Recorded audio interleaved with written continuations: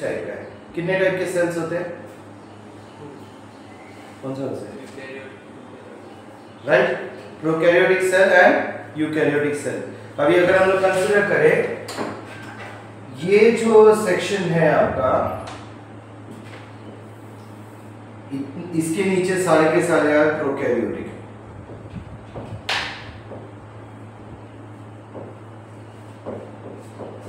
समझ में आ रहा है? एंड इसके ऊपर all of them are eukaryotic.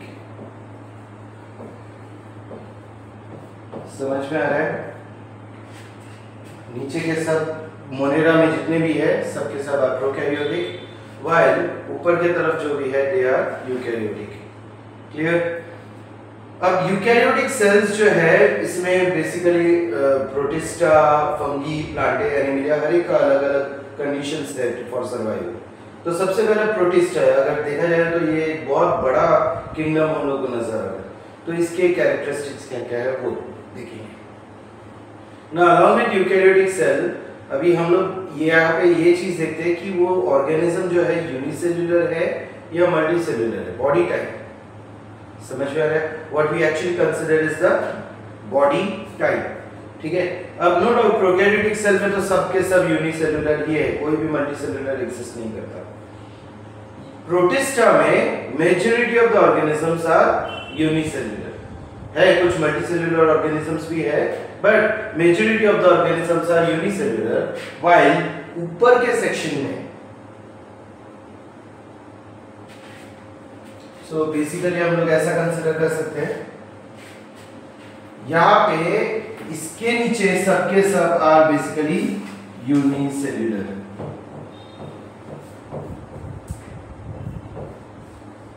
And इसके ऊपर सब कंपल्सरी आर मल्टी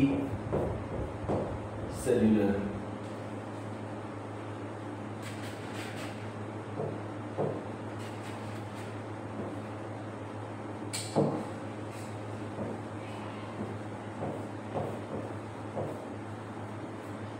समझ में आ रहा है? नीचे के सब यूनिसेल्युलर, ऊपर के सब मल्टीसेल्युलर कंपल्सरी। अब after this the next thing that comes is वो ऑर्गेनिज्म खाते क्या है, कैसे खाते, क्या खाते वो समझना है। ठीक है, सो नॉर्मली अगर हम लोग कंसीडर करें प्रोकैरियोटिक सेल्स जो है उनका बहुत अलग अलग टाइप का न्यूट्रिशनल सिस्टम हम लोग को देखने मिलता है। देयर आर सर्टेन ऑर्गेनिजम्स जो कि ये करते हैं, फोटोसिंथेसिस करते हैं, and then there are certain organisms जो दूसरे ऑर्गेनिजम्स को सड़ा के खाते हैं, अब्सॉर्ब करते हैं। ठीक है, सो यहाँ पे we have photosynthesis and absorption.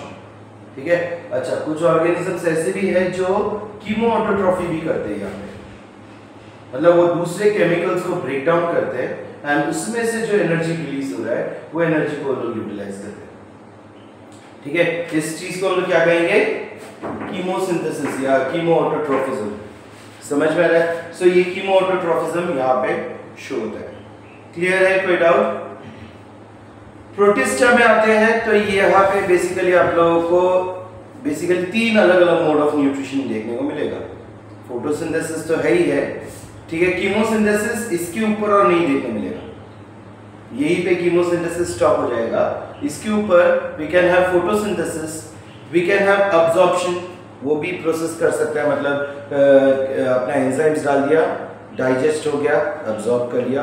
And तीसरा तरीका इज इंजेक्शन, दूसरे ऑर्गेनिजम्स को खुद खा लेना। समझ में आ रहा है? इंजेक्शन का मतलब होता है खाने का प्रोसेस। क्लियर है? सो ये तीन प्रोसेसेस आप लोगों को देखने मिलेगा प्रोटिस्टा में। क्लियर है? फंगी की बात करें तो फंगी के सारे organisms will only work out absorption. ठीक है, फंगी खुद से खाना नहीं बना पाते, बट वो खाना खा भी नहीं पाते। All they can do is वो एब्जॉर्प्शन करते हैं। एब्जॉर्प्शन का मतलब क्या है? अभी जैसे फॉर एन एग्जांपल समझ लो, ये एक पीस ऑफ खाना है, समझ में आ रहा है, एंड मैं एक फंगस, ठीक है, मैं सबसे पहले आके इसके ऊपर बैठेगा। फंगस ना माइक्रोस्कोपिक क्रिएचर होते हैं, ठीक है। अब इसके ऊपर बैठने के बाद मैं उल्टी करेगा, This ulti will contain all the enzymes needed to digest this food. You got my point? And after the food gets digested, I will absorb it. समझ में आ रहा है? So this is basically what we call as saprotrophism. Saprotrophism मतलब वो लोग मरे हुए या ऑर्गेनिक मैटर को ऐसे सड़ा के खाने का काम करते हैं. समझ में आ रहा है? So that's the thing. तो फंगी जो है वो सारे के सारे सैप्रोट्रॉफिक ऑर्गेनिजम्स होते हैं, वो सब के सब एब्जॉर्प्शन करेंगे. क्लियर है? प्लांटे सारे के सारे फोटोसिंथेसिस वर्कआउट करेंगे. समझ में आ रहा है? No plant existing is generally considered to be of other nutritional type, ऐसा आप लोगों को अब तक लग रहा था. अभी है एट दिस पॉइंट, अभी आप लोग जिस लेवल पे आ गए हो, मैं आप लोगों को ये बोलूंगा कि देयर आर सम प्लांट्स जो खाना खाते हैं. ठीक है? वो लोग फोटोसिंथेसिस नहीं कर सकते. अभी आप लोग का मन में आएगा वो इंसेक्टिवोरस प्लांट्स. ठीक है? वो Venus fly trap, pitcher plant वगैरह आप लोग वो सोचोगे, बट ये देखो वो प्लांट ग्रीन कलर के होते हैं. ग्रीन कलर का होना मतलब वो फोटोसिंथेसिस करते हैं, क्लोरोफिल पिगमेंट उनमें होता है. समझ में आ रहा है? But the plant that I am talking about, वो लोग फोटोसिंथेसिस भी नहीं करते. जैसे कि for an example we have Indian pipe plant. Indian pipe plant जो है वो सैप्रोट्रॉफिक ऑर्गेनिज्म है. वो मरे हुए चीजों को सड़ा के अपना न्यूट्रिशन प्रोसेस कर रहे हैं. तो वो फंगस की जैसे जी रहे, but they are plants actually. समझ में आया? दे आर एक्चुअली में plants. Let me show you. Image दिखा दिया तो फटाक से क्लिक हो जाएगा.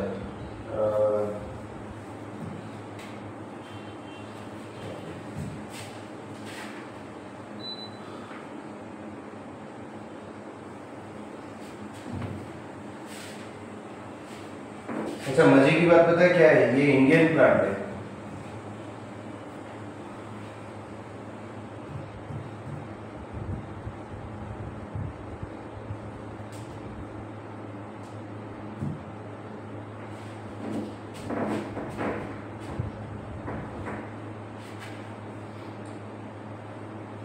You got my point?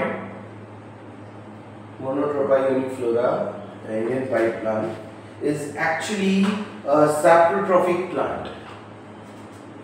ये फोटोसिंथेसिस नहीं करते. As you can see, they are completely white in color. ठीक है? ये मरे हुए चीजों को सड़ा के अपना न्यूट्रिशन अब्सॉर्ब करते हैं. एंड इसलिए अगर आप ध्यान से देखोगे, इनको पत्ते वत्ते की भी जरूरत नहीं है, तो पत्ते वगैरह ग्रो नहीं किए. फिर वो कितना प्लांट ये चीज जो है उनके सेल के स्ट्रक्चर की वजह से. Their cell is absolutely like a plant cell. Just chlorophyll pigment की कमी है, बट उसके अलावा प्लांट सेल का स्ट्रक्चर जैसा वर्कआउट करता है, बिल्कुल वैसा ही सेल्यूलर सिस्टम ये शो करते हैं. सी फंगल सेल्स का सिस्टम क्या होता है? उसमें बेसिकली आपको माइसीलियम नजर आता है. Mycelium are hair like structures. ठीक है? अब ये जो हेयर लाइक स्ट्रक्चर्स है, ये आपको दुनिया के सारे फंगस में नजर आएगा एक्सेप्ट ड्यूटेरोमाइसिटिस. बट वो ड्यूटेरोमाइसिटिस की कुछ स्पेसिफिक कंडीशंस की वजह से वो फंगल लाइक ऑर्गेनिजम्स कंसीडर किए जाते हैं. ठीक है? वो क्या है वो आप लोगों को बाद में समझेगा. ठीक है? वो सेकंड चैप्टर में डिटेल में समझेगा. बट ये जो है ये प्रॉपर्ली प्लांट सेल जैसा सेल शो करते हैं, सिर्फ divide of chlorophyll pigment. And इसलिए इनको प्लांट में कंसीडर करना पड़ रहा है. The next type of plant that you can consider, इसमें parasites भी होते हैं. ठीक है? Now this plant you must have heard of, Cuscuta. Cuscuta को अमरबेल भी कहा जाता है इंडिया में.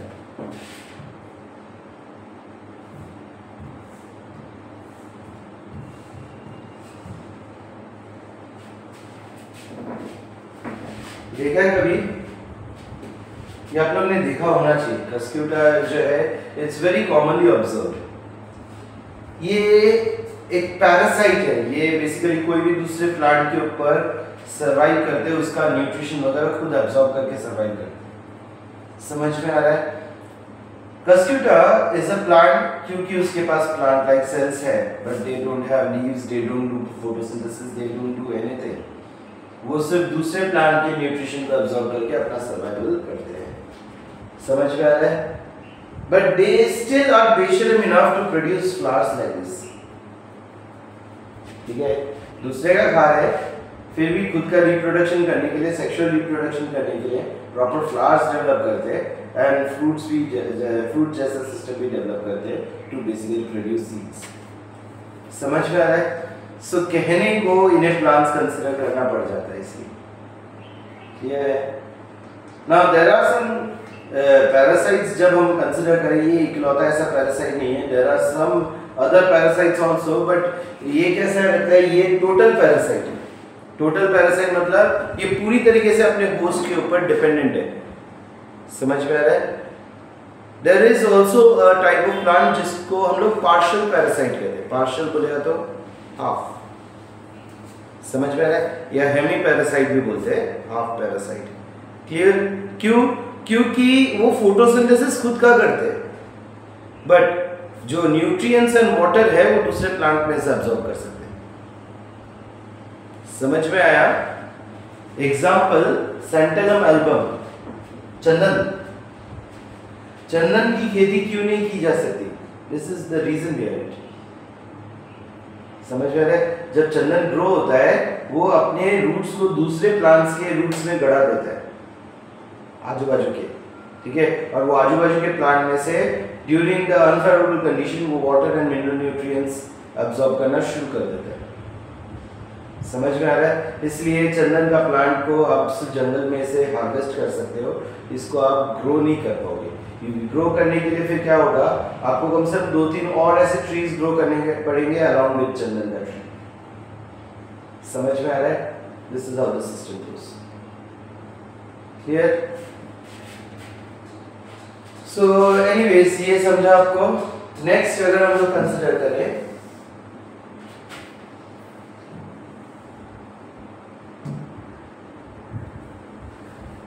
एनिमेलिया ना। एनिमेलिया में ऐसा कोई भी ऑर्गेनिज्म नहीं है जो बेसिकली कोई चीज को सड़ा के खाने की कोशिश कर रहे हैं, या फिर बेसिकली वो चीज को, हाँ, सड़ा के खाने वाले हैं बट फोटोसिंथेसिस कर रहे हैं, कीमो ऑटोट्रॉफिज्म कर रहे हैं, ऐसा कोई भी ऑर्गेनिज्म नहीं है। सड़ा के खाने वाले हैं ऑल्दो। ठीक है, earthworm, earthworm is a decomposing organism, तो वो सब आपका इसमें आ जाता है। मक्खी, फ्लाइज, फ्लाइज क्या करते हैं, वही सेम तरीका, वो अपना पूरा सलाइवा डाल देंगे, सलाइवा डालने के बाद फिर वो डाइजेशन होगा, एंड डाइजेशन होने के बाद फिर वो अपना प्रोबोसिस डाल के उसको सक आउट कर देंगे। समझ में आ रहा है? तो वो लोग भी सैप्रोट्रॉफिज्म जैसा कंडीशन कर रहे हैं। ठीक है, बट एनिमल्स में बहुत अलग अलग टाइप में इंजेक्शन किया जाता है। इंजेक्शन इन द सेंस कोई चीज को खाना। ठीक है, there are proper mouth parts to eat things. Clear है? कोई डाउट? तो इसलिए हर एक ऑर्गेनिज्म आपको कुछ ना कुछ खाते हुए नजर आएंगे। क्लियर है? समझा? तो अभी उसमें फिर हर एक का अलग अलग टर्मिनोलॉजी। जो घास फूस खाते हैं उसका टर्म क्या है? हर्बीवोर्स। ठीक है, जो दूसरे एनिमल्स को मार के खा रहे हैं कार्निवोर्स। ठीक है, अगर सिर्फ खून पी रहे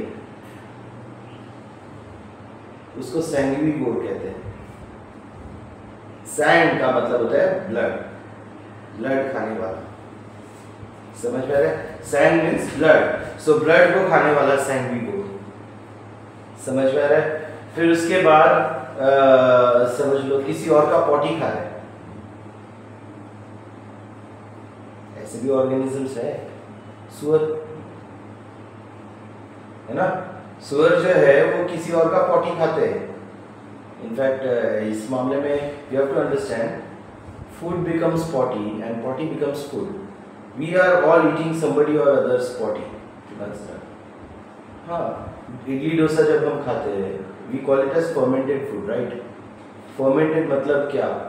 वो माइक्रो ऑर्गेनिज्म उसके अंदर घुस के उन्होंने उल्टी किया, वो चावल और दाल को डाइजेस्ट किया, डाइजेस्ट करके फिर उस बेसिकली उसको उसने खाया, खाने के बाद फिर पॉटी किया और फिर वो पॉटी को हम लोग पका रहे हैं to form idli dosa and all those things. Fermentation का मतलब ये है ना, इसलिए तो हम लोग बोलते हैं कि fermented food products are easily digestible. क्यों? क्योंकि इट इज ऑलरेडी डाइजेस्टेड, वो चीज ऑलरेडी डाइजेस्ट हो चुका है, इसलिए हम लोग को इजीली डाइजेस्ट होता है। क्लियर है? कोई doubt? So that's the thing. तो अगर हम लोग कंसिडर करें ये जो इंजेक्शन का जो सिस्टम है, हर एक ने अलग अलग टाइप के सेटअप बना के रखा है। अच्छा, तो वैसे बेसिकली जो डुक्कर वगैरह है वो दूसरे ऑर्गेनिजम्स का पॉटी खाते हैं, तो उसको हम लोग क्या कहेंगे? कॉर्पोफैजी। दैट ऑर्गेनिज्म का जो प्रोसेस है उसको हम क्या कहते हैं? कॉर्पोफैजी। समझ में आ रहा है? ऐसे अलग अलग टर्मिनोलॉजीज है, वो हम लोग देखने वाले हैं। एनीवेज, क्लियर हुआ? ये हो गया आपका न्यूट्रिशनल सिस्टम। अच्छा, इसके अलावा अभी तक 3 कैरेक्टर्स हो गए। चौथा कैरेक्टर उनका लाइफस्टाइल कैसा है। लाइफस्टाइल इन द सेंस वो एक जगह पे चिपक गए हैं या मूव कर सकते हैं, या फिर चिपके हुए नहीं है बट खुद से मूव नहीं कर सकते। 3 तरीका समझ में आ रहा है? We have sedentary. सेडेंट्री मतलब बस चुका है, वो उधर से निकल कर और कहीं नहीं जा सकता, दैट इज सेडेंट्री। क्लियर है? दूसरा होता है सेसाइल। सेसाइल मतलब वो खुद से मूव नहीं कर सकते, अगर किसी ने उनको मूव करवा दिया तो हो जाएंगे मूव, बट खुद से तो मूव नहीं कर सकते। ठीक है? And motile. मोटाइल बोलेगा तो खुद से मूव करने वाले। क्लियर है? समझ में आया? पक्का?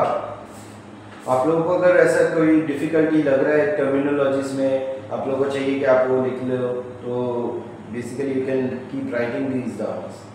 समझ में आ रहा है? ये सब चीज़ें आप लिखते रह सकते हो, मैं उसके लिए आप लोगों को हेल्प आउट कर दूंगा। बट मैं आप लोगों को डायरेक्ट ऐसे रेडीमेड नोट्स नहीं देने वाला, क्वेश्चन आंसर फॉर्मेट में नहीं देने वाला, ये समझ के रखो। ठीक है? You are in a college level at this point, तो वो एक्सपेक्टेशन रखना गलत हो जाता है। ठीक है?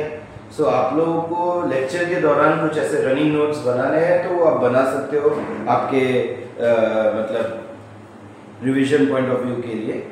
That is completely fine and I am going to support that, but I am not going to give you questions and answers. ठीक है? वो एक्सपेक्ट मत करना। हाँ, हम लोग देखेंगे कि कहाँ पे से क्वेश्चंस कैसे आते हैं, किस तरीके के क्वेश्चंस पूछे जाते हैं, नीट में कैसे क्वेश्चंस पूछे जाते हैं, वो हम लोग देखेंगे। उसके ढेर सारे क्वेश्चंस हम लोग इधर सॉल्व भी करके लेंगे, बट प्रॉपर उस वो जो ऐसा बोर्ड्स के लिए जो क्वेश्चन आंसर रहता है या फिर कॉलेज एग्जाम के लिए जो क्वेश्चन आंसर रहता है, वो मैं नहीं देने वाला। ठीक है? आप लोगों को उसका प्रिपरेशन खुद से करना पड़ेगा। उसके लिए नो डाउट ये क्लासेस से आपको तो एक नोट्स मिलेगा ही ना, यहाँ से आप लोगों को एक सेट ऑफ नोट्स तो मिलेगा ही, तो उसमें ऑलरेडी सारे क्वेश्चन आंसर किए। तो आप लोगों को जो मैं करने वाला हूँ वो है समझाना, वो पूरा चैप्टर का कंसेप्ट को समझना है आपको यहाँ पे बैठ के, एंड वो उस दौरान में जो आपने रनिंग नोट्स बनाए उसके साथ आपको इसका घर पे जाके टेक्स्ट बुक रीड करके रिविजन करना है, एंड रिविजन करने के बाद फिर you can sit with your question answers and MCQ practice. अगर वैसे करके करोगे you will learn faster. Am I clear? कोई डाउट? समझ में आया? ओके। अच्छा, बाय द वे स्कोर कितना है? 93.40। अरे वाह, तेरा 96.2। 96.2, आपका 93, 78। बाप रे, 90 के ऊपर ही है सब लोग। अरे हम लोग के टाइम पे ये जस्ट सोचते थे। ठीक है? There are so many people, मैंने अभी रिसेंटली सुना है कि लोगों को मराठी में 99 वगैरह स्कोर मिला है, एंड आई एम लाइक वाह, 99 स्कोर कहाँ से मिलता है यार? लैंग्वेज में, वो भी लैंग्वेज में we have never expected more than 85, and वो स्टेट टॉपर हुआ करते थे, पता है? 85 मार्क्स मिला है, वो स्टेट टॉपर हमारे टाइम पे लैंग्वेज में। आजकल 99 मिल रहा है लैंग्वेज में, मतलब ताज्जुब की बात है। ओके, सो जो मिल गया 10 में मिल गया, सो अभी वो छोड़ दो, वो परसेंटेज का फिलहाल अभी आगे आप लोगों को और कोई काम का नहीं है। That percentage will be of no longer use, क्योंकि the moment you start with 11th standard that percentage has become obsolete. By the time 12th standard आएगा वो परसेंटेज कोई पूछेगा भी नहीं। तो इसलिए इतना उसी के ऊपर कि मेरे को 90, 93, 94% मिला है वो सोच के एकदम ऐसा छाती फुला के चलने का कोई मतलब नहीं। और ये 78 में मिला है तो एकदम मैं कम है, वीक है, ऐसा सोच के चलने की भी ज़रूरत नहीं है। वो परसेंटेज कोई नहीं पूछने वाला आगे। अब आपको बेसिकली 12th का स्कोर, 12th का बाद जो एंट्रेंस का स्कोर है उसके ऊपर ध्यान देना है एंड उसके बेसिस पे आपका फ्यूचर सेट करना है।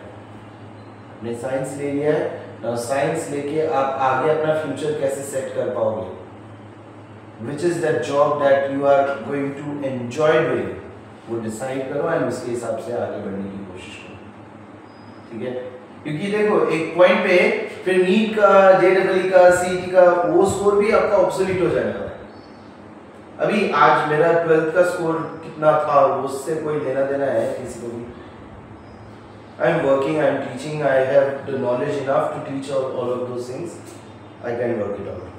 तो आप लोगों को वैसा वर्कआउट करना है। क्लियर है, कोई डाउट? ओके। हाँ, सो जैसे कि मैंने बताया सेडेंट्री, सेसाइल, मोटाइल। ना मोनेरा में आपको जितने भी ऑर्गेनिज्म दिखेंगे they are either sedentary or motile. Sessile organisms as such नहीं होते। ठीक है, आइदर वो खुद से मूव कर सकते हैं या बिल्कुल मूव नहीं कर सकते, दोनों में से कोई एक कंडीशन होगा। ठीक है, जनरली मोटाइल ऑर्गेनिज्म ज्यादा होंगे, सेडेंट्री ऑर्गेनिजम्स कम होंगे। क्लियर है? ऑन द अदर हैंड अगर हम लोग कंसीडर करें प्रोटिस्टा, तो प्रोटिस्टा में आपको तीनों टाइप के ऑर्गेनिजम्स देखने को मिलेंगे, सेडेंट्री भी मिलेगा, सेसाइल भी मिलेगा, मोटाइल भी मिलेगा। क्लियर है? समझ में आया? Then fungi, they are all sedentary organisms. एक जगह पे चिपक के मूव नहीं कर सकते। समझ में आ रहा है? प्लांटे जो है again sedentary organisms generally, but there are certain plants जो कि थोड़ा बहुत मूवमेंट शो कर सकते हैं। There is a tree which has been known to walk around 3 to 4 centimeters per year. 3 से 4 सेंटीमीटर सर क्या ही है, but that's a very big movement for a tree because trees generally don't walk. समझ में आ रहा है? So that's great. Next, Animalia. Generally motile organism ज्यादा है. That's the reason why the name Animalia. Animation. Animation का मतलब क्या? Moving. समझ में आ रहा है? Animalia में जनरली मोटाइल ऑर्गेनिज्म ज्यादा होने चाहिए. प्लांटे, प्लैंक्टोनिया मींस एक जगह पे चिपके हुए। समझ में आ रहा है? सो यहाँ पे सेडेंट्री ऑर्गेनिज्म ज्यादा होते हैं, बट एनीवेज एनिमेलिया में भी आपको कुछ सेडेंट्री ऑर्गेनिजम्स एंड कुछ सेसाइल ऑर्गेनिजम्स देखने को मिलेंगे। क्लियर है? कोई डाउट? समझा? अच्छा, लास्टली मतलब अब तक 4 कैरेक्टर्स हो गए। Lastly, finally, last but not the least, we have reproduction. Reproduction की बात करें तो मोनेरा में सारे के सारे organisms will only work out asexual reproduction. समझ में आ रहा है? मोनेरा में असेक्सुअल रिप्रोडक्शन ही कर सकते हैं, वो लोग सेक्सुअल रिप्रोडक्शन करने के लायक अब तक बने नहीं। समझ में आ रहा है? ऑल्दो यूकैरियोटिक सिस्टम में वो लोग sexual as well as asexual दोनों रिप्रोडक्शन कर सकते हैं। समझ में आ रहा है? फर्क सिर्फ इतना रहेगा कि जो प्रोटिस्टा का ग्रुप है वो लोग असेक्सुअल रिप्रोडक्शन में ज्यादा अपना इन्वेस्टमेंट रखेंगे। ठीक है, सेक्सुअल रिप्रोडक्शन पे इन्वेस्ट कम करेंगे। क्यों? क्योंकि काफी एनर्जी लगता है। समझ में आ रहा है? See, sexual reproduction is like arranged marriage करना। ठीक है, and asexual reproduction is like भाग के शादी करना। समझ में आ रहा है? भाग के शादी करने में खर्चा कम होता है, राइट? आप देखो एक अरेंज मैरिज कितना भी सस्ता क्यों ना हो, कम से कम 1.5 से 2 लाख रुपए तो खर्चा होगा, कम से कम। कुछ नहीं बोला तो नहीं। भाग की शादी करने का खर्चा कितना है? 5,000। Everything is accounted for in this 5000 rupees. कैसे पता है? मैरिज रजिस्ट्रार का फीस होता है 1800 रुपये, ठीक है, 1800 उसको मिला, ठीक है। आपको एक पंडित जी जुगाड़ करना पड़ेगा, वो पंडित जी से शादी करवाना पड़ेगा, वो 500 रुपये का दक्षिणा लेंगे, ठीक है। वो फूल का वरमाला वगैरह मिला के आपका 200 रुपये पकड़ो, ठीक है। एंड प्लस मिठाई का एक डब्बा लेना है, ठीक है, सिंदूर वगैरह, एक छोटा सा मंगलसूत्र वगैरह लिया, तो ऑन एन एवरेज वो छोटा सा मंगलसूत्र मतलब सोने का वाला नहीं, नॉर्मल वाला मंगलसूत्र, ठीक है। सो ऑन एन एवरेज आपका कितना खर्चा हो गया इसमें? आपका 3000 तक खर्चा चला गया। अब कुछ फ्रेंड्स भी लगे हैं ना जो भगाने के लिए हेल्प कर रहे हैं, तो उनका गाड़ी में पेट्रोल वगैरह डालने के लिए आपका 500 रुपये गया, एंड बाकी 1500 रुपये जो बचा वो फ्रेंड्स को एक चाइनीज का पार्टी खिला दिया। 5000 का खर्चे में डन आपकी शादी। मैंने इतना पूरा कैलकुलेशन इसलिए किया था बिकॉज मैं खुद प्लान कर रहा था, अनफॉर्चुनेटली हुआ नहीं, तो बहुत ज़्यादा खर्चा हो गया। You got my point? Sexual reproduction needs huge amount of energy. उसमें गैमेट्स बनाओ, गैमेट्स को मियोसिस करके पूरा प्रोड्यूस करवाओ, फिर वो गैमेट्स को फर्टिलाइज करवाओ, फिर उसका डेवलपमेंटल स्टेजेस वर्कआउट करो, बहुत मेहनत है, समझ में आ रहा है? एंड मेहनत तभी कर सकते हैं जब उतनी औकात होती है। You got my point? आप तभी उतना खर्चा कर पाओगे ना जितनी की औकात है। आपका औकात 1 लाख रुपए कमाने का भी नहीं है, और आपने 50 लाख का खर्चा करके शादी करके बैठे हो, मतलब बनता है would you be able to survive? No, ठीक है। On the other hand, आपके पास बेसिकली 10 लाख है, बट आपने क्या किया, वो भाग्यशाली किया, 5000 में काम हो गया, तो अभी आपके पास अच्छा सा सेविंग्स है to work out the things properly. समझ में आ रहा है? Protist are basically something like this. Clear है? वो लोग असेक्सुअल रिप्रोडक्शन के ऊपर ज्यादा फोकस करते हैं। सेक्सुअल रिप्रोडक्शन लोग कब करेंगे? जब उन लोगों को कोई फेवरेबल कंडीशन नहीं मिला, उनको कोई कंडीशन अनफेवरेबल लग रहा है, मतलब वो लोग लग रहा है कि I am not prepared enough for this conditions. See, favourable and unfavourable, ये कंडीशंस को आप कैसे रिकॉग्नाइज करते हैं? फेवरेबल कंडीशन मतलब क्या? आपको सूटेबल जो है ना हो। सूटेबल कंडीशंस कैसा होता है, अभी जैसे समझने की कोशिश करो। Let's say for an example, आपने बेसिकली एक पर्टिकुलर टॉपिक के ऊपर इतनी महारत हासिल कर ली है कि आपसे बेटर मास्टर उस पर्टिकुलर टॉपिक में और कोई नहीं है। समझ में आ रहा है? सो उस पर्टिकुलर टॉपिक के रिलेटेड कितना भी डिफिकल्ट एक एग्जाम आपको दे दिया जाए, would it be difficult for you? नहीं, आपको तो इजी लगेगा वो paper. You got my point? So that is basically favourability. क्योंकि अगर ऑन द ऑपोजिट हैंड समझ लो, फॉर एन एग्जांपल, आपने एक पर्टिकुलर टॉपिक के ऊपर कुछ भी प्रिपेयर नहीं किया, you are not at all prepared for this topic, and आपको एक सरप्राइज सा टेस्ट दे दिया एंड पेपर बहुत ही इजी था। अब would you be able to solve that paper? That is unfavourable condition. समझ में आ रहा है? मतलब कंडीशंस का favourability is dependent on how much you are prepared to handle its conditions. समझ में आ रहा है? हाँ नहीं, कुछ अगर इशू हुआ तो बोल सकते हो, हाँ ठीक है। सो फेवरेबल कंडीशंस का मतलब क्या होता है कि हम उस कंडीशन को संभाल नहीं पा रहे, उस कंडीशन को हैंडल नहीं कर पा रहे। क्लियर है? तो इन दैट केस हमारा जो प्रिपरेशन है वो कहीं तो कमी हो गई है, तो वो प्रिपरेशन को फुलफिल करने के लिए ये लोग क्या करेंगे?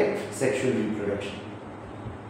क्योंकि सेक्सुअल रिप्रोडक्शन में जेनेटिक वेरिएशन आता है। जेनेटिक वेरिएशन किया तो उसमें चेंजेस आएगी, कुछ नया एडेप्टेशन जनरेट कर सकते हैं। समझ में आया? तो इसलिए अंडर नॉर्मल सर्कमस्टेंस ये सेक्सुअल रिप्रोडक्शन करते हैं। अगर प्रॉब्लम में फंस गए तो सेक्सुअल रिप्रोडक्शन करते हैं। ऑन द अदर हैंड ऊपर उल्टा है, ये लोग सेक्सुअल रिप्रोडक्शन नॉर्मल कंडीशंस में करते हैं, फेवरेबल कंडीशंस में करते हैं, अनफेवरेबल कंडीशंस में असेक्सुअल रिप्रोडक्शन करते हैं। You got my point? समझा? अनफेवरेबल कंडीशन मतलब हमारा सर्वाइवल मुश्किल में है, अपना कॉपीज बना के रखना है, तो वो लोग असेक्सुअल रिप्रोडक्शन वर्कआउट करेंगे। ठीक है, ड्यूरिंग फेवरेबल कंडीशन वो लोग सेक्सुअल रिप्रोडक्शन करेंगे, क्योंकि उतना एनर्जी खर्चा हो रहा है, तो वो एनर्जी हमने रिकवर भी कर लिया है। समझ में आया? क्लियर? कोई doubt? These are the 5 major characters on the basis of which हमने ये पूरा क्लासिफिकेशन किया है 5 किंगडम का। समझ में आ रहा है? अब ये जो 5 कैरेक्टरिस्टिक्स है, उसमें से 5 अलग अलग क्राइटेरिया फॉर किंगडम एनिमेलिया आप लोगों ने तो देख लिया। सबसे पहला क्या है? यूकैरियोटिक सेल है, मल्टी सेल्यूलर बीइंग्स है। ठीक है, दे हैव इंजेक्शन एक्टिविटीज, मतलब वो लोग कोई चीज खाएंगे टू गेट न्यूट्रिशन। ठीक है, they are generally motile, but कुछ सेडेंटरी एंड सेसाइल भी हो सकते हैं, and they always will work out sexual reproduction, कुछ असेक्सुअल रिप्रोडक्शन भी कर सकते हैं। हम लोग असेक्सुअल रिप्रोडक्शन कर सकते हैं क्या? हुआ है सर, इंसानों ने असेक्सुअल रिप्रोडक्शन कब किया? 1960s में कुछ फीमेल्स ने पार्थेनोजेनेसिस नाम का एक प्रोसेस कर दिया था, जहां पे they were producing eggs with the process of mitosis, जिसकी वजह से क्या हो गया, that egg was already diploid and वो डेवलप होने लगा एज अ फीमेल के लिए। समझ में आ रहा है? सो जब वो होने लगा तो उन्होंने बेसिकली एक काइंड ऑफ रिवोल्ट किया अगेंस्ट द पैट्रियार्कल सोसाइटी। मतलब तभी देखो आदमी लोग ज़्यादा एक्टिव थे ना, वो लोग औरतों को नीचा दिखाते थे, तो वो औरतें एकदम गुस्से में आ गए कि लाइक हम लोग सिर्फ ये आदमी के अत्याचारों को एक चीज़ के लिए पाल रहे हैं कि हमारा बच्चा होगा, वो बच्चे के लिए हमें स्पर्म चाहिए। समझ में आ रहा है? अब अगर हम लोग खुद ही बच्चा पैदा कर सकते हैं, स्पर्म की जरूरत ही नहीं, तो ये आदमी लोगों को पालने का क्या मतलब है? भगाओ इनको। समझ में आ रहा है? एंड दैट्स व्हाई फेमिनिज्म, ये जो टर्म है, ये 1960s के दौर में आ गया था। ठीक है, उस टाइम पे basically female started revolting against the patriarchal society, and इसलिए feminism came into existence during those times. Clear है? कोई डाउट? समझा? Anyways, to get into kingdom animalia, we will be starting with a new leaf to consider. Now, kingdom animalia जब हम लोग classify करते हैं, तो उसमें बेसिकली सबसे पहला चीज जो आप लोग को कंसिडर करना है, उसके जनरल सेट ऑफ कैरेक्टर्स। ठीक है, एक एनिमल बेस्ड ऑर्गेनिज्म में आपको क्या क्या कैरेक्टर्स दिखने वाले हैं? फर्स्ट ऑफ ऑल मैंने आप लोगों को बताया कि उसके अंदर यूकैरियोटिक सेल रहता है, बट ये यूकैरियोटिक सेल का एक बहुत इंपॉर्टेंट खासियत है, उसमें सेल वॉल नहीं होगा। You got my point? So basically first point क्या रहेगा? एनिमल सेल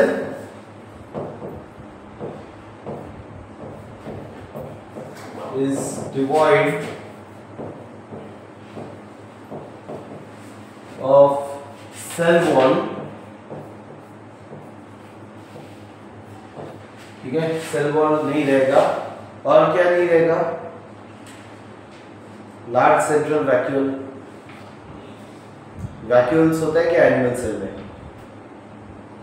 हाँ, नहीं।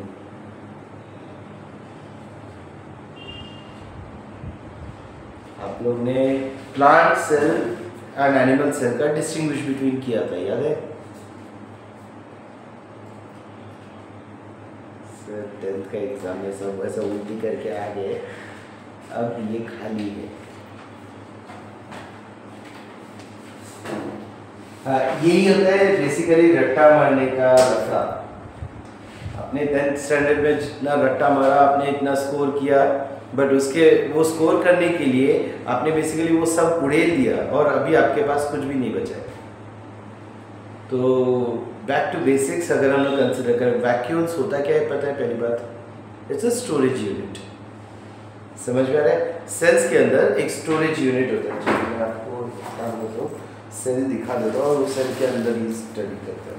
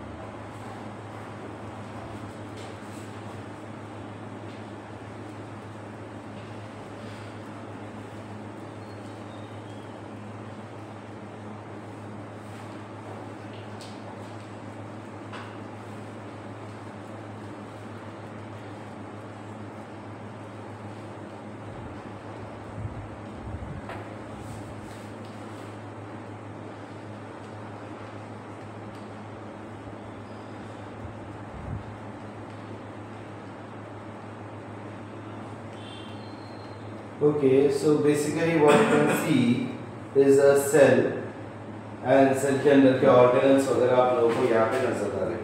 But unfortunately I wanted to show you a plant cell.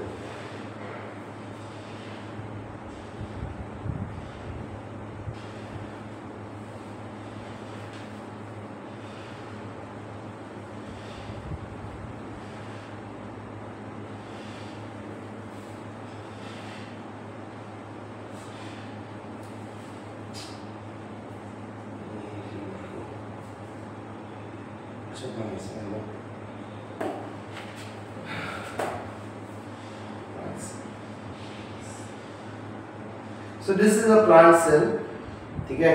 एक प्लांट सेल में आपको सबसे पहला तो ये देखो सेल वॉल दिख रहा है,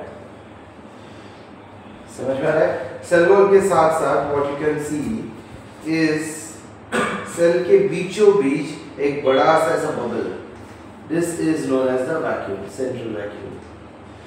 समझ में आ रहा है। ये सेंट्रल वैक्यूल का काम क्या है? It is basically to store materials. See एक प्लांट सेल को कैसा है, एक प्लांट को बेसिकली कैसा है, हमेशा सारा न्यूट्रिएंट्स मिलेगा नहीं, ठीक है। उसको सारे के सारे न्यूट्रिएंट्स खुद से प्रोसेस करने पड़ते हैं और फिर अपने फेवरेबल कंडीशन में जितना उसने न्यूट्रिएंट्स प्रोसेस करके रखा है उसको उसे स्टोर करके रखना पड़ता है ताकि अनफेवरेबल कंडीशंस में वो धीरे धीरे उसको एब्जॉर्ब कर ले। क्लियर है। तो बेसिकली प्लांट सेल का सबसे इम्पोर्टेंट स्ट्रक्चर जो है उनका वैक्यूल होता है, वो वैक्यूल से ही वो सारी चीजें कंट्रोल करते हैं, ठीक है। अब जितना बड़ा सेल होगा उतना बड़ा वैक्यूल होगा उसके अंदर, समझ में आ रहा है। ऑलवेज रिमेंबर दिस, जितना बड़ा सेल रहेगा उतने बड़े बड़े वैक्यूल्स होंगे उसके अंदर, and this vacuole is going to control all of the cellular activities inside a plant cell. Clear है, कोई डाउट? पर अगर हम लोग कंसिडर करें, ये हो गया आपका प्लांट सेल। अभी एनिमल सेल अगर देख लो तो एनिमल सेल में देखो वैक्यूल नहीं है, दिख रहा है? कहीं पे भी वैक्यूल दिख रहा है क्या? नहीं, ठीक है। एक तो सेल वॉल तो है नहीं, डायरेक्ट प्लाज्मा मेम्ब्रेन है, क्लियर है, एंड सेल वॉल है, ये अपना वैक्यूल नहीं है। यहाँ पे देखो सेल वॉल के नीचे बेसिकली प्लाज्मा मेम्ब्रेन है, मतलब अगर मैं कंसीडर करूं this is the plasma membrane. समझ में आया? ये सेल वॉल है, ये प्लाज्मा मेम्ब्रेन है, एंड फिर उसके बाद ये अंदर एक कोने में छोटा सा न्यूक्लियस पड़ा है, इसके नीचे न्यूक्लियस का सिस्टम है, समझ में आ रहा है। जबकि वैक्यूल ने आधे से ज्यादा जगह कवर करके रखा है। अगर एनिमल सेल की बात करूं तो न्यूक्लियस एकदम सेंटर में है, सबसे सेंटर में न्यूक्लियस है। क्लियर है, कोई डाउट? ये जो पर्पल कलर स्ट्रक्चर दिख रहा है ना, दैट्स द न्यूक्लियस। क्लियर है, समझा? कोई डाउट? पक्का? सो एक एनिमल सेल में आपको सेल वॉल और वैक्यूल्स नजर नहीं आएंगे, समझ में आ रहा है। ऑल्दो क्या नजर आएगा यहाँ पे? साइटोस्केलेटन। सी ये जो स्ट्रक्चर्स है, ये येलो कलर स्ट्रक्चर दिख रहे हैं आपको, जिनको अभी मैंने मार्क किया एज स्काई ब्लू कलर हो गया, देखो इनको माइक्रोट्यूब्यूल्स कहते हैं। Microtubules form of something that we call as cytoskeleton. ये एक्टिन प्रोटीन से बना हुआ स्ट्रक्चर, ठीक है। ये सिर्फ और सिर्फ आपको एनिमल सेल्स में नजर आएगा, प्लांट सेल में ये नजर नहीं आएगा। क्लियर है, कोई डाउट? तो बेसिकली देखा जाए तो सेल वॉल एक ऐसा स्ट्रक्चर है जो पूरे दुनिया में सिर्फ और सिर्फ एनिमल सेल के पास नहीं है, बाकी सारे सेल्स में सेल वॉल होता है, समझ में आ रहा है। मतलब अभी जैसे प्रोटिस्टा में भी जितने प्लांट लाइक ऑर्गेनिजम्स है सबके पास सेल वॉल है। फंगी में जितने भी सेल्स है सबके पास सेल वॉल है, ठीक है। ऑल्दो वो सेल्यूलोज का नहीं, काइटिन का बना होता है, समझ में आ रहा है। प्लांट्स के हर एक सेल के पास सेल वॉल है। बैक्टीरियल हर एक सेल में सेल वॉल है, even bacterial cell does have cell wall. ये देखो दिख रहा है आपको। सो ये बार का structure is capsule, and capsule के बाद ये देखो सेल वॉल, समझ में आ रहा है। सो एनिमल सेल को छोड़ के बाकी सारे सेल्स के पास सेल वॉल है, सिर्फ एनिमल टाइप सेल्स में सेल वॉल नहीं होता। समझ में आ रहा है? That's the first and primary characteristic जो हम लोग कंसीडर करते हैं। सेकेंड कैरेक्टरिस्टिक क्या है? हमें सर्वाइवल करने के लिए कुछ ना कुछ खाना पड़ेगा, ठीक है? So we have to work out nutrition. मैंने वो बंद कर दिया है, एक काम करते हैं,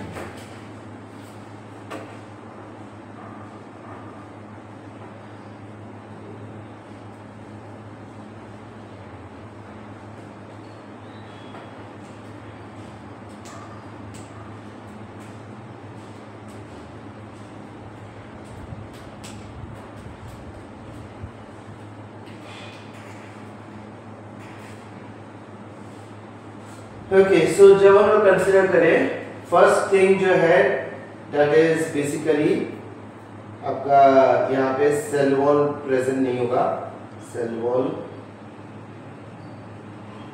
is absent, and second thing is nutrition.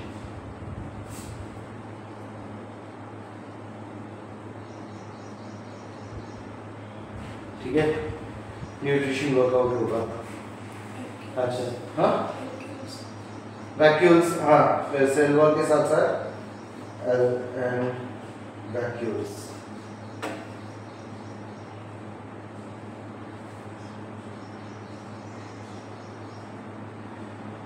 ठीक है, सो न्यूट्रिशन जो है थ्रू इंजेक्शन,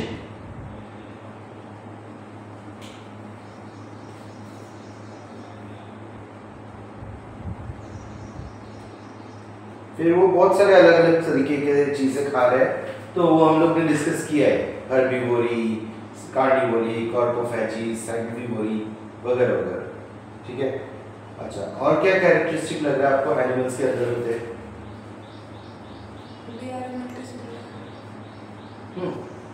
ये हम लोग अभी फिलहाल सारे मल्टीसेलुलर ऑर्गेनिजम्स की बारे में बात कर रहे हैं, नहीं, बट वो एनिमल्स के लिए स्पेसिफिक कैसे, कौन सा क्राइटेरिया आपको देखना जरा, एक एनिमल सिस्टम में आपको क्या और मिल सकता है?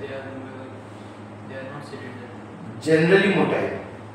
ठीक है, यस, ये एक पॉइंट हम लोग मेंशन कर सकते हैं कि दे आर जनरली ये टर्म यूज करना बहुत इंपॉर्टेंट है, क्योंकि कैसा है, बहुत सारे ऑर्गेनिजम्स मोटाइल नहीं भी होते, बहुत सारे एनिमल्स हैं जो मोटाइल नहीं होते। ठीक है, सो यस, जनरली मोटाइल। और क्या?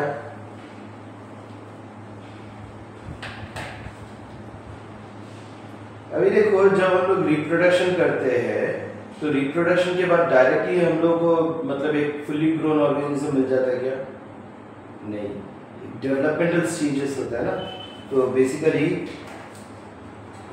हर एक organism will show developmental stages.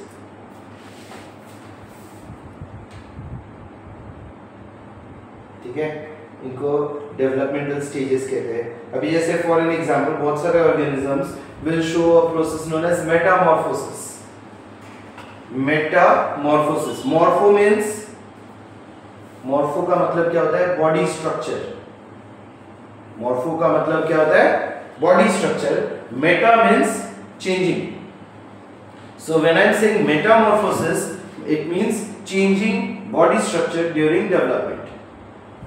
अंडे में से एक कैटरपिलर निकला, फिर ये कैटरपिलर ने खाया पत्ते खाते खाते ये बड़ा हुआ, बड़ा होकर फिर उसने अपने थूक से अपने ऊपर एक सिस्टम डेवलप किया जिसको हम लोग कहते हैं प्यूपा। ठीक है, फिर वो प्यूपा में वो सिस्टम और अच्छे से डेवलप हुआ, उसके अंदर के इंटरनल सिस्टम्स और अच्छे से इवॉल्व हुए, एंड फिर वो क्रिसलिस को तोड़ के वो एज अ बटरफ्लाई बाहर निकला। समझ में आ रहा है? So this is a process known as metamorphosis. अभी हम लोग इस चैप्टर में ये देखेंगे कि मेटामॉर्फोसिस के भी देयर आर 3 अलग अलग टाइप्स। समझ में आ रहा है? There are 3 different types of metamorphosis. We have progressive metamorphosis, paurometabolic metamorphosis and retrogressive metamorphosis. क्या है वो आप लोग को बताऊंगा, डोंट वरी। क्लियर है? कोई डाउट? और कुछ कैरेक्टरिस्टिक जो सिर्फ और सिर्फ आपको एनिमल में नजर आएगा, और कोई ऐसा कैरेक्टरिस्टिक जो सिर्फ और सिर्फ आपको एक एनिमल में नजर आएगा।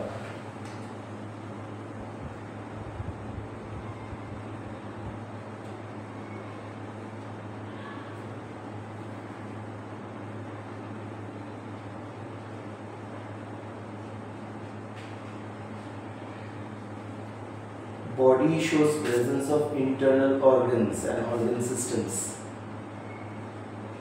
ठीक है, एक डिवीजन ऑफ लेबर जैसे सिस्टम है। सी प्लांट के केस में आप एक छोटा सा फांदी तोड़ के लेके आ जाओ और उसको कहीं पे भी लगा दो, उसमें से भी एक नया प्लांट ग्रो हो जाता है। क्यों? क्योंकि उसका हर एक जगह पे सेम ही टाइप के सेल्स है। मेरिस्टेमेटिक टिश्यू है हर एक जगह पे, वो मेरिस्टेमेटिक टिश्यू से रूट्स डेवलप हो जाता है, वो पूरा प्लांट पिकअप कर लेता है। ठीक है, generally almost all the cells that a plant has is more और less the same, but animals के सिस्टम में ऐसा नहीं होता। आप सोचो हमारे पूरे बॉडी में देयर आर 30 ट्रिलियन सेल्स। ठीक है, 30 ट्रिलियन सेल्स में बेसिकली अगर हम लोग कंसीडर करें, हर एक सिस्टम के अंदर हम लोग को कम से कम 50-60 अलग अलग टाइप के सेल्यूलर सिस्टम्स देखने को मिलेंगे। कम से कम नहीं बोला तो समझ में आ रहा है? हर एक सिस्टम के अंदर 50-60 अलग अलग टाइप के सेल्स का सेटअप देखने को मिलेगा। हर एक का एक्टिविटी अलग अलग तरीके से डिफाइन किया गया। मतलब you can understand cellular modification is very highly observed in case of animal system. समझ में आ रहा है? क्लियर? सो नेक्स्ट जो एक फिफ्थ पॉइंट हम लोग कंसीडर करेंगे वो है सेल्यूलर वेरिएशंस। ठीक है, cellular variations and modifications.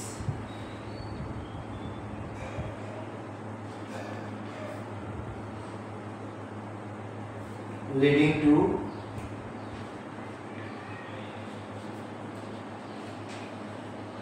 various tissue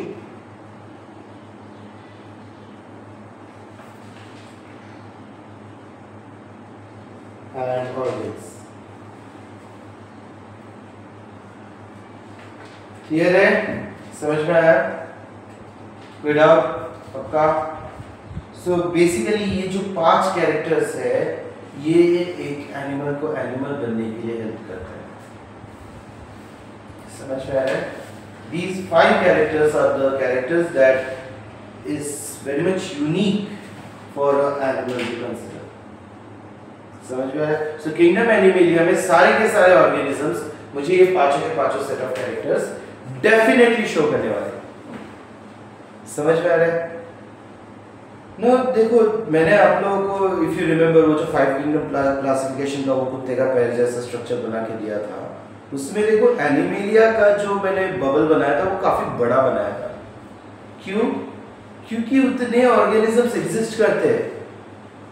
We yet have to basically observe many thousands of organisms, ठीक है, if not lakhs। lakhs नहीं बोला तो भी thousands of organisms exist कर रहे हैं जिनके बारे में आज भी हमारे पास कोई इंफॉर्मेशन नहीं है। मतलब ऐसा भी हो सकता है कि आप घर पे बैठे थे, आपको एक मच्छर ने आके बाइट किया, आपने मारा उसको, but it was a new species. आपने आइडेंटिफाई नहीं किया, it was a new species of a मच्छर। पॉसिबल है। You got my point? इतने ऑर्गेनिजम्स अभी भी एग्जिस्ट कर रहे हैं जिनको अभी तक रिकॉग्नाइज करना बाकी है। पूरे अर्थ का जो ओशंस है वो ओशंस का हमने कुल मिला के सिर्फ 7 to 8% ही डिस्कवर किया है। ठीक है, लोग 5% बोलते हैं, बट वो 5% 10 साल पुराना फिगर है। 10 साल के आज उसके बाद 10 साल पास हो गए, थोड़ा तो और एक्स्ट्रा लोगों ने ये किया है ना, एक्सप्लोर किया है ना, तो 7 to 8% नहीं बोला तो मतलब ऑन एन एवरेज हम लोग 10% पकड़ के रखते हैं। पूरे अर्थ के सारे ओशंस का सिर्फ हम लोग को 10% नॉलेज है, और उसमें इतने ऑर्गेनिजम्स है और इतने वेराइटीज है that sometimes we get basically mind boggled कि सच में ये ऑर्गेनिज्म अर्थ में एग्जिस्ट करता है? बिकॉज वो ऑर्गेनिज्म को देख के कोई ये नहीं बोलेगा कि ये अर्थ का ऑर्गेनिज्म है। It is somewhat an alien to consider. समझ में आ रहा है? सो इसलिए you can understand we have yet to recognize thousands if not lakhs of organisms. ठीक है? तो in that case we have to basically set out certain classifying characteristics. ठीक है? कुछ set of classifying characteristics हमें set out करना पड़ेगा जिसके बेसिस में हम लोग organisms को classify कर पाएंगे, अच्छे तरीके से उनको study कर पाएंगे। समझ में आ रहा है? Clear? कोई doubt? तो on what basis are we going to classify? So सबसे broad way में classify करने के लिए एक animal के अंदर सबसे important चीज जो हम लोग consider करते हैं, जिसके basis में हमने सबसे broad classification किया है kingdom Animalia का, that is notochord, presence और absence of notochord। ठीक है? presence और absence of notochord मतलब क्या? अच्छा, notochord मतलब क्या? सबसे पहली बात तो वो हम लोग को समझना है। So basically kingdom Animalia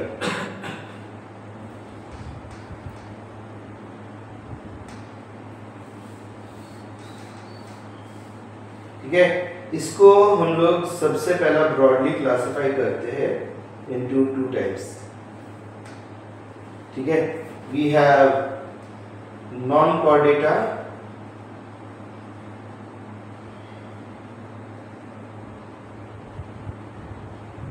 या फिर इसको हम लोग इनवर्टिब्रेटा भी कहते हैं, वर्टिब्रेटा,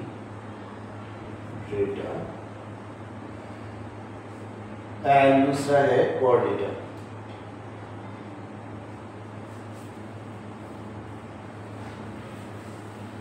ठीक है, these are the two major superphylums of kingdom Animalia।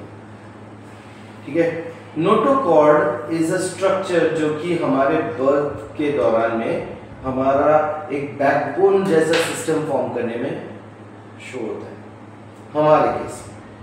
So we are chordates, but जो ऑर्गेनिज्म में ये नोटोकॉर्ड नहीं फॉर्म होता बॉडी डेवलपमेंट के दौरान, तो उनको हम लोग नॉन कॉर्डेट या फिर इनवर्टिब्रेट्स कंसीडर करते हैं। समझ में आया? क्लियर? कोई डाउट? जो ऑर्गेनिज्म का डेवलपमेंट के दौरान नोटोकॉर्ड प्रेजेंट होगा उनको हम लोग कॉर्डेट कहेंगे, जिनमें नहीं होगा उनको हम लोग नॉन कॉर्डेट कहेंगे। क्लियर है? अभी देखो, as a chordate there are certain set of characters that you need to compulsorily show. जैसे फॉर एन एग्जांपल, एक तो मैंने बता दिया कि at least up to some stage of life the organism needs to show a notochord, a back cord, dorsal cord, जो कि उनका बॉडी का डेवलपमेंट का आधार बनेगा। समझ में आ रहा है? सी, हमारा नोटोकॉर्ड अभी एग्जिस्ट नहीं करता in our body. We don't have a notochord now, we have vertebral column. समझ में आ रहा है? वर्टिब्रल कॉलम है हमारे पास, बट ये वर्टिब्रल कॉलम जो है ये बेसिकली नोटोकॉर्ड के ऊपर ही बनाया गया है। You got my point? एक नोटोकॉर्ड पहले डेवलप हुआ था और उसके ऊपर ये वर्टिब्रल कॉलम बनता गया। समझ में आ रहा है? कैसे? Late me show you.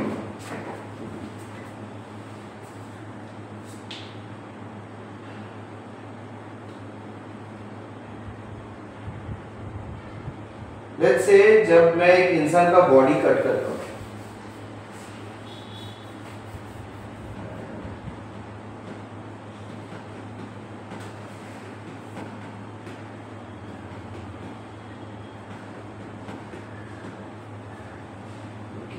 so now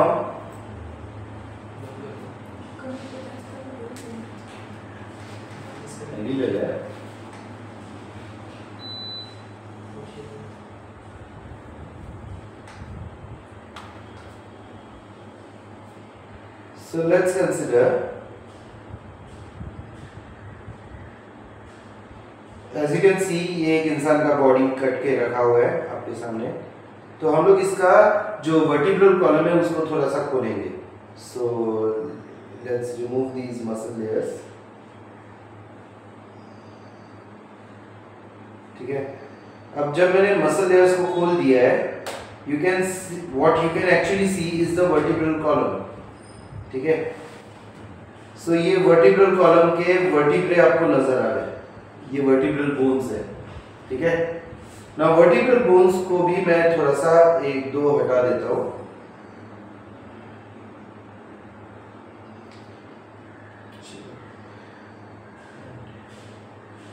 so basically अब नीचे जो आपको दिख रहा है वो पर्पल कलर का ये जो पूरा area, that is enclosing the spinal cord, as you can see. So ये देखो dura mater of spinal cord निकल गया, और फिर ये जो आपको येलो कलर का लाइन दिख रहा है ना, that is the spinal cord that we have. मतलब हमारा ब्रेन से जो नीचे एक ऐसा ये जा रहा है ना लंबा सा, that is the spinal cord. तो ये स्पाइनल कॉर्ड हम लोग को दिख रहा है। ठीक है, नाउ लेट्स से मैंने ये स्पाइनल कॉर्ड भी थोड़ा सा हटा दिया, इसके अंदर के नर्व्स हम लोग को दिख रहे हैं जो हमारे पूरे बॉडी के लिए पेरिफेरल नर्वस सिस्टम बनता है। अब after removal of this particular ligament, now आप लोगों को जो चीज दिख रहा है वो है the vertebral disc, intervertebral disc. ये जो स्ट्रक्चर है ना, इनको हम लोग क्या कहते हैं, इंटरवर्टिब्रल डिस्क। ये दो वर्टिब्रे के बीच में सेट होते हैं। क्लियर? अब मैं क्या करूंगा, ये देखो ये बॉडी को थोड़ा सा टिल्ट करूंगा, and I am going to remove bone or two in that case.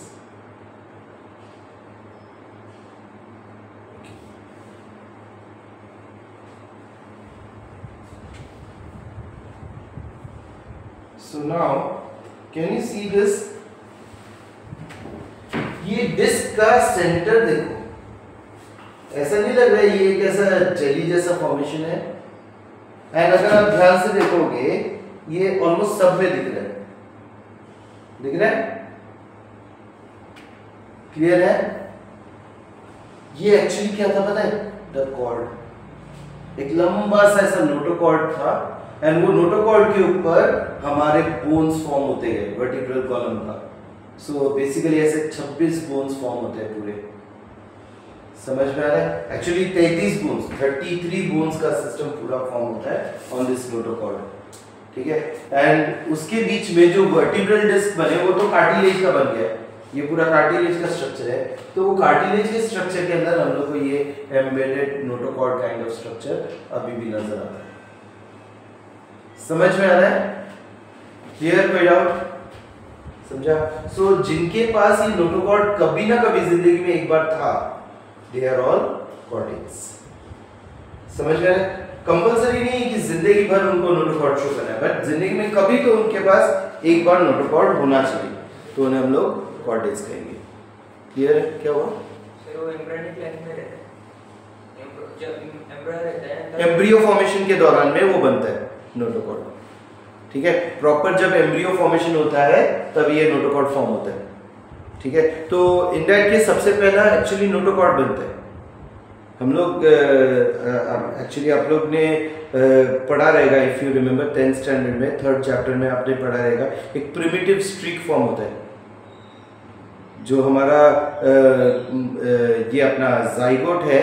वो जाइगोट जब डेवलप करना शुरू करता है तो जाइगोट के बाद बनता है मोरुला, मोरुला के बाद ब्लास्टुला, एंड वो ब्लास्टुला में फिर वो सारे के सारे सेल्स जब यूटेरस में इम्प्लांट होते हैं तो वहाँ पे एक प्रिमिटिव स्ट्रीक फॉर्म होता है, एंड उसमें फिर नीचे बनता है ये पूरा नोटोकॉर्ड। जब ये पूरा नोटोकॉर्ड डेवलप हो जाता है फिर उसके ऊपर सेल्स धीरे धीरे डेवलप होके फाइनली वो एक पूरा एक कॉमा शेप स्ट्रक्चर डेवलप होता है जिसको हम लोग एम्ब्रियो कहते हैं।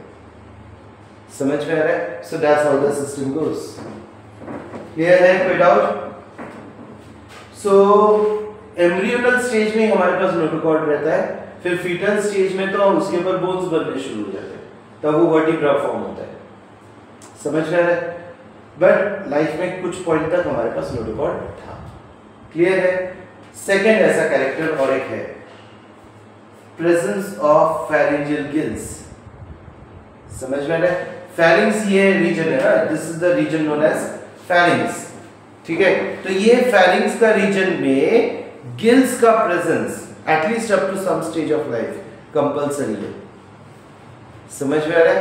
At least up to some stage of life pharyngeal gills होना एक कंपल्सरी कैरेक्टरिस्टिक है फॉर अ कॉर्डेट। समझ में आ रहा है? Third, at least up to some stage of life, the organism should be showing the presence of a tail. एक chordate का सबसे इंपॉर्टेंट कैरेक्टर इज नोटोकॉर्ड का एंड पे एक टेल फॉर्मेशन होता है, पूंछ। ठीक है, आज हमारे पास बाहर पूंछ नहीं है, but we have a tail bone. We do have a tail bone जिसमें 4 vertebral bones form okay basically tail bone बनाता है। सो टेल का presence is a very important chordate characteristic to consider. Clear है, कोई doubt? अच्छा, इसके बाद जो चौथा कैरेक्टर है, आपने एक इंटरेस्टिंग चीज देखा, जो नर्व कॉर्ड है वो हमारा डॉर्सल रीजन में है। A chordate should be showing the presence of a dorsal nerve cord, spinal cord. समझ में आ रहा है? नर्व कॉर्ड नॉन कॉर्डेट्स में वेंट्रल रीजन में होता है, आगे की तरफ होता है। अच्छा, डॉर्सल और वेंट्रल ये टर्म्स आपने सुना है? What is the meaning of the term dorsal? नहीं, अभी से वो चीज भूल जाओ। बैक साइड को हम लोग पोस्टीरियर बोलते हैं, फ्रंट साइड को एंटीरियर बोलते हैं। ठीक है, डॉर्सल का मतलब the side facing the sun, no doubt back side definitely. ठीक है, ये जो रीजन है ये आपका डॉर्सल है, बट ये क्या है? द साइड फेसिंग द सन। मतलब अभी हम लोग तो बेसिकली बाइपेड हो गए, हम लोग 2 पैरों पे चलने वाले हो गए, बट अगर समझ लो बाकी एनिमल्स का देखिए, वो ऐसे हैं, तो ऐसे है, तो ये जो साइड है that is basically facing the sun, so that is dorsal. And ventral बोलेगा तो the side facing the earth. समझ में आ रहा है? The side facing the earth is ventral. Clear? ये अभी से आपको ये डेफिनेशन याद रखना है। डॉर्सल मतलब the side facing the sun, ventral मतलब the side facing the earth. Front side बोलना है तो एंटीरियर, बैक साइड बोलना है तो पोस्टीरियर। समझ में आया? Front side is anterior and back side is posterior. Clear है, कोई doubt? On the other hand इसमें एक और इंटरेस्टिंग चीज आपको क्या देखने मिलता है, साइड्स अगर हम लोग कंसीडर करें, दोनों बाजू में का सेटअप, तो हम लोग कहेंगे लैटरल। समझ में आ रहा है? बाजू के स्ट्रक्चर्स को हम लोग क्या कहेंगे? लैटरल। क्लियर है? समझा? सो नर्व कॉर्ड जो है वो डॉर्सल रह गया है in case of us chordates. ठीक है, नॉन कॉर्डेट्स में nerve cord is in the ventral region. ठीक है, in case of chordates the heart is in the ventral region. ठीक है, in case of non chordates the heart if present is in the dorsal region. समझ में आया? अगर उनमें heart present है तो वो डॉर्सल रीजन में है, हमारे अंदर हार्ट प्रेजेंट होता ही है एंड वो वेंट्रल रीजन में होता है। सो ये भी एक डिफरेंस कंसीडर करेंगे। क्लियर है, कोई डाउट? एंड और एक जो डिफरेंस हम लोग कंसीडर करेंगे, हमारा जो नर्व कॉर्ड है उसमें से बेसिकली हमारा हार्ट रेगुलेट नहीं होता है। समझ में आ रहा है? We have what we call as a myogenic heart.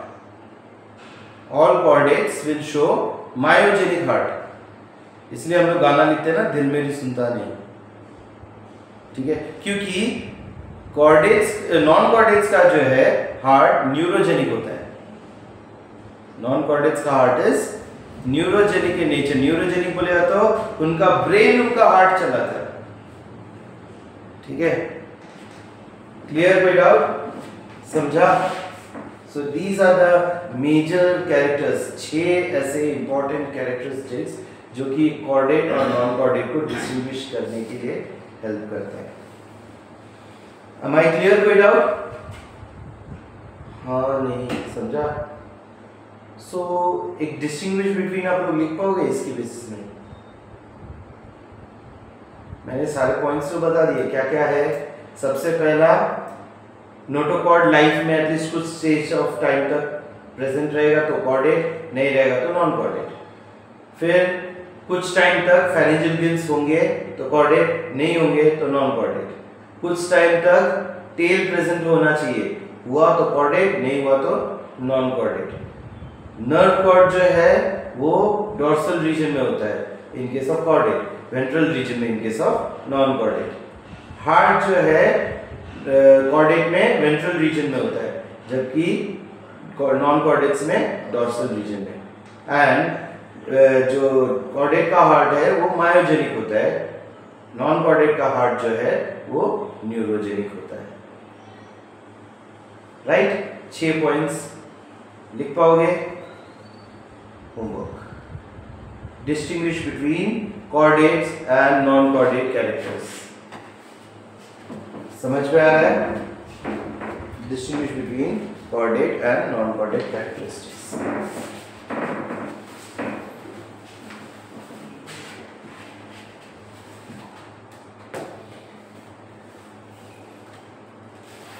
और एक इम्पॉर्टेंट चीज़ आपको मैं बता दूं, अगर आपने होमवर्क नहीं किया है तो कैसा है मेरा होमवर्क, मेरे को देखो कैसा है, लेट मी पहले आपको क्लैरिफाई कर दूं, मुझे होमवर्क करना पसंद नहीं था when I was a student. ठीक है सर, फिर आप होमवर्क क्यों दे रहे हो एज अ टीचर? इसलिए मैं कम देता हूँ। मेरा होमवर्क कभी भी आपको ऐसा नहीं लगेगा कि अरे यार बहुत बड़ा वाला होमवर्क दिया किरण सर ने। एक डिस्टिंग्विश बिटवीन लिखने को कितना टाइम लगेगा? ज़्यादा से ज़्यादा 10 मिनट, ज़्यादा से ज़्यादा 10 मिनट। ठीक है, एंड वो भी मैं आपको कब मांग रहा हूँ? डायरेक्ट नेक्स्ट वीक, क्योंकि हम लोग नेक्स्ट वीक में ही मीट करने वाले हैं। अच्छा हाँ, नेक्स्ट वीक में जैसे आई थिंक सो आपका लेक्चर्स का स्पैन बढ़ जाएगा, 2.5 घंटे का लेक्चर होगा, तो we will be able to pick up a good amount of speech during that time. So अभी से एब्सेंटिज्म थोड़ा सा कम रहे ये कोशिश करो। समझ में आ रहा है? आपके जो फ्रेंड्स अभी एब्सेंट है, अगर उनका नंबर वगैरह है उनको कांटेक्ट करो, उनको बोलो कि सर ने मना किया है अभी एब्सेंट रहने को, क्योंकि otherwise they will miss out a lot. See revision हम लोग दे देंगे, नो इश्यूज, बट जो चीज़ एक्चुअल लेक्चर में होता है और जो चीज़ रिवीजन में होता है ना, उसमें ज़मीन आसमान का फर्क होता है।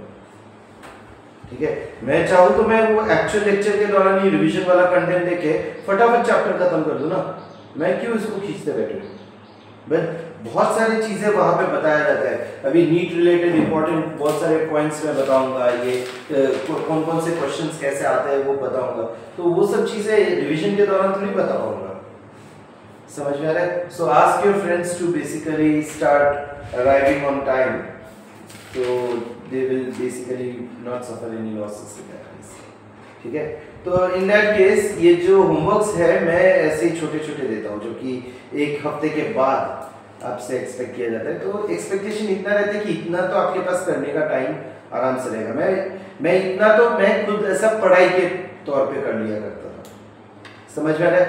सो इन दैट केस मैं ऐसे ही क्वेश्चन दूंगा जो आप लोगों को एक्चुअली में याद रखने की ज़रूरत होगी, तो उतना ही कंटेंट आप लोगों को, ऐसा एक आधा क्वेश्चन दे दिया उसका आंसर आप लोगों को लिखना है, तो वो अगर आपने याद रख लिया डेफिनेटली उसमें से जो क्वेश्चंस आएंगे, और वो डेफिनेटली आएंगे ही, उसको आप हैंडल कर सकते हो। समझ में आ रहा है? इसके लिए आपका एक छोटा सा प्रिपरेशन हो जाता है, तो उसके लिए मैं बेसिकली ऐसे 10-15 मिनट, ज़्यादा से ज़्यादा मेरा जो होमवर्क्स है वो आधा घंटे का टाइम स्पेंड कर रहा है। आधा घंटा के टाइम से ही मैंने 2 क्वेश्चन दिए रहेंगे। ठीक है, 2 क्वेश्चन आपको टेक्स्ट बुक रीड करके आंसर लिखना है, तो इन दैट केस उसके लिए आधा घंटा लगेगा। That's the maximum amount of homework that I give. ठीक है, तो इन दैट केस उतना तो डुएबल है ही। अगर वो होमवर्क आपने नहीं किया तो होता क्या है, समझ लो कुछ लोगों ने किया है सिंसियरली एंड कुछ लोगों ने नहीं किया है, तो जो लोगों ने नहीं किया है उन लोगों का पनिशमेंट जो लोगों ने किया है वो डिसाइड करेंगे। समझ में आ रहा है? जस्टिस होना चाहिए ना, जिसने होमवर्क किया है उसको जस्टिस कैसे मिलेगा? उसने तो मेहनत किया है ना, तो they will decide the punishment जिसने होमवर्क नहीं किया उनका। समझ में आ रहा है? Fair enough? So that's the condition. Clear है? सो हमने पहला मोस्ट इंपॉर्टेंट कैरेक्टरिस्टिक स्टडी किया of how to classify kingdom animal, chordates and non chordates के बेसिस।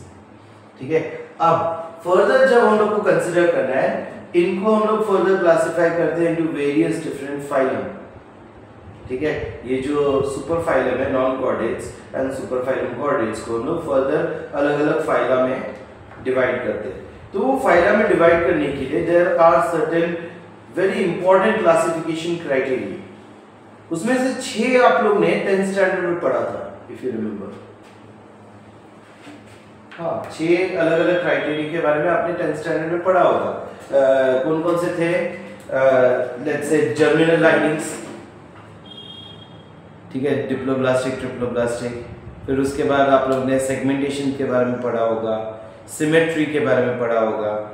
तो वो सारी चीज़ें हम लोग वापस से रिकैप करने वाले, ठीक है। वो सारे के सारे जो कैरेक्टर्स हैं उसको वापस से रिकैप करेंगे। बट अलॉन्ग विद दैट आपके टेक्स्ट बुक में ये 6 ही है। फॉर यू पीपल आपके टेक्स्ट बुक में सिर्फ ये 6 ही कैरेक्टर्स है, बट हम थोड़े से और एक्स्ट्रा कैरेक्टर्स कंसिडर करने वाले। क्यों पता है? ये सारे कैरेक्टर्स जब हम गो थ्रू कर लेंगे, हम लोग एक एक फाइलम का सारे eligibility criteria based on this character study करने वाले। You got my point? समझ में आया? So that's the reason why I will suggest you people to maintain a record of these set of characters. Clear है? कोई doubt? पक्का? चलो आज के लिए बस इतना ही। We'll be meeting in the next lecture and continuing forward. ठीक है?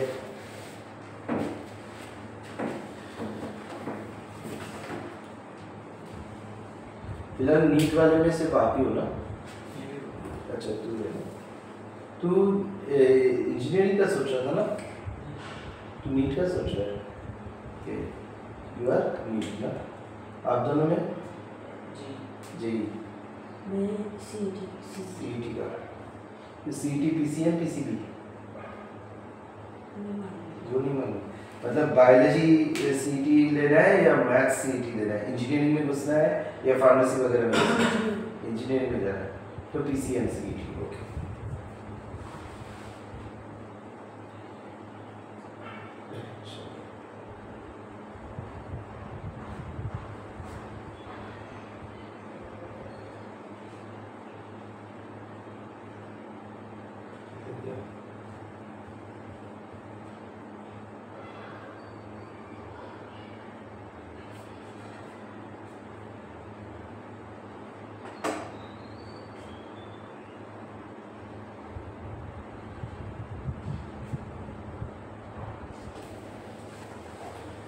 ये अभी तक स्क्रीन शेयर किया जाएगा।